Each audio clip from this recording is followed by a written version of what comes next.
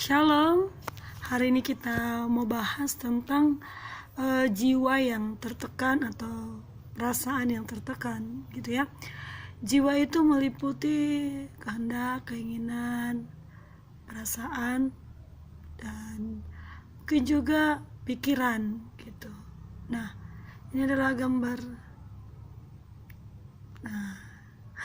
keadaan nyesek dan keadaan tertekan ya. Ada beberapa hal yang membuat seseorang itu tertekan.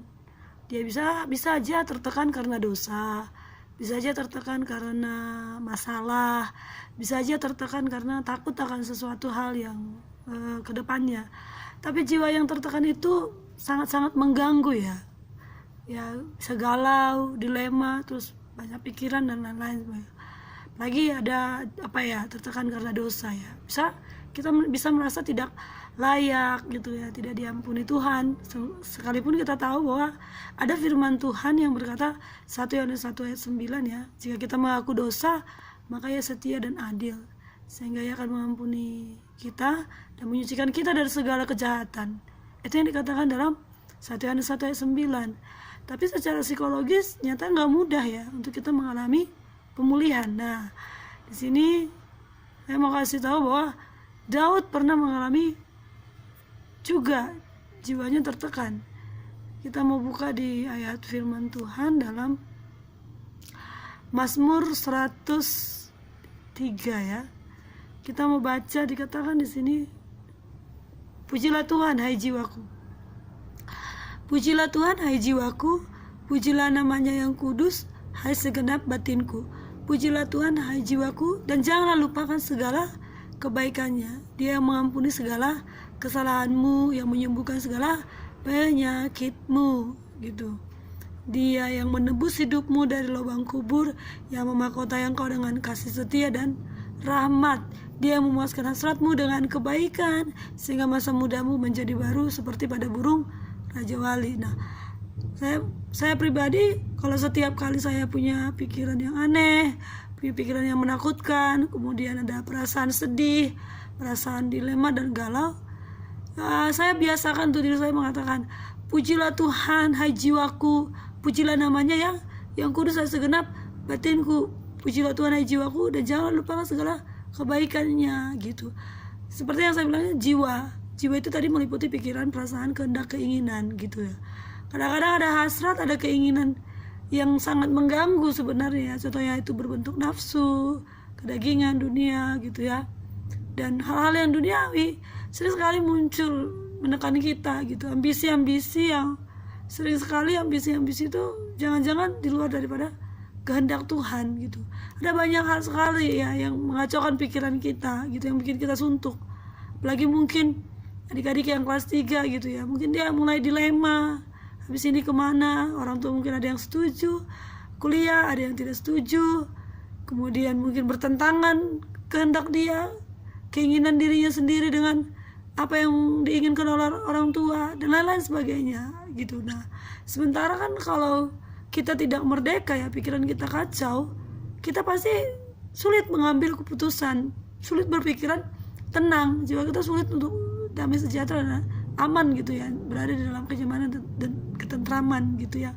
Oleh sebab itu setiap kali yang kau lagi ngalamin ribut, kenapa? Saya pribadi menyarankan gitu ya, perintahkanlah jiwa kita untuk memuji Tuhan. Nah, waktu kita memerintahkan jiwa kita untuk memuji Tuhan, yang bilang itu bukan dorongan dari jiwa ya, tapi dorongan dari roh. Roh itu sendiri meliputi 3 ya, hati nurani, intuisi dan juga persekutuan. Nah, waktu kita udah terima Tuhan Yesus, makanya pastikan bahwa kita menerima Tuhan Yesus ya sebagai Tuhan dan Juru Selamat. Tadinya kan kita tidak punya persekutuan sebenarnya sama Tuhan ya, persekutuan mati.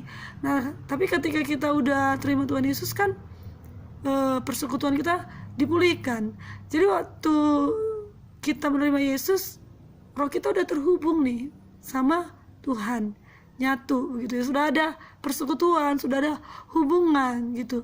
Waktu sudah ada hubungan, maka ketika kita bilang kepada jiwa kita, pujilah Tuhan hai jiwaku, pujilah nama yang kudus segenap batinku, pujilah Tuhan hai jiwaku, ada sesuatu loh yang ditransformasi dalam pikiran kita gitu loh.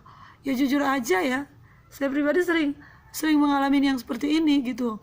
Atau saya mulai banyak pikiran, nggak tahu mau ngerjain apa, ribet, kayak ada yang menekan gitu ya. Kakak, saya pribadi mulai katakan, pujilah Tuhan hai jiwaku, pujilah nama yang kudus hai segenap batinku.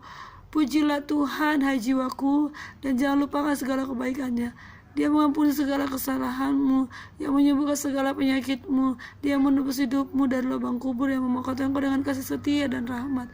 Saya berulang-ulang kali, pujilah Tuhan yang mengasihi engkau, pujilah Tuhan yang telah menebus engkau, pujilah Tuhan, muliakanlah Tuhan, hai jiwaku, muliakanlah Tuhan. Saya sering perintahkan jiwa saya untuk melakukan itu. Benar gitu, waktu saya mulai memperkatakan itu, ya baik dalam penyembahan pagi-pagi atau bahkan ketika tiba-tiba ada perasaan-perasaan yang gak enak gitu ya, entah nyuci piring, entah saya baru gak enak sama orang lain, saya langsung seperti itu gitu. Hanya lambat laun kita mengalami pemulihan gitu, kayak ada sebuah kemerdekaan yang terjadi. Dan saya tahu, firman Tuhan itu berkuasa gitu. Waktu kita memuji Tuhan, ada sesuatu yang terjadi dalam hidup kita gitu. Dan saya mendorong untuk setiap kita dalam kondisi yang seperti ini, dalam kondisi apapun juga ya, kita terus perintahkan jiwa kita untuk memuji Tuhan. Tahu, ketika saya mulai memperkatakan itu terus menerus, saya punya sukacita yang saya nggak bisa gambarkan ya. Yang penting nggak ketawa heboh-heboh lah. Tapi ada sukacita di hati saya, dan pikiran saya seperti menangkap sinyal dari sorga dalam itu ya. Ada pengharapan yang baru gitu ya, sesuai dengan apa yang dikatakan oleh firman Tuhan gitu. Ada pengharapan, ada rema firman Tuhan mulai bermunculan, dan saya merasa ditransformasi begitu. Jadi mari ya, renungan hari ini, mari melatih diri kita untuk kita selalu senantiasa memuji Tuhan, dan latih ya, biasakan. Adik-adik juga yang labil, beberapa hari belakangan ini ada adik-adik yang sharing mengenai dosa dan mengenai mematikan kedagingan, mematikan nafsu, mengenai bagaimana supaya mengubah pikiran yang kotor, yang gelap gitu ya. Adik-adik yang ada di kungkung kegelapan juga gitu ya. Kemudian ada berbagai macam perihal yang alami.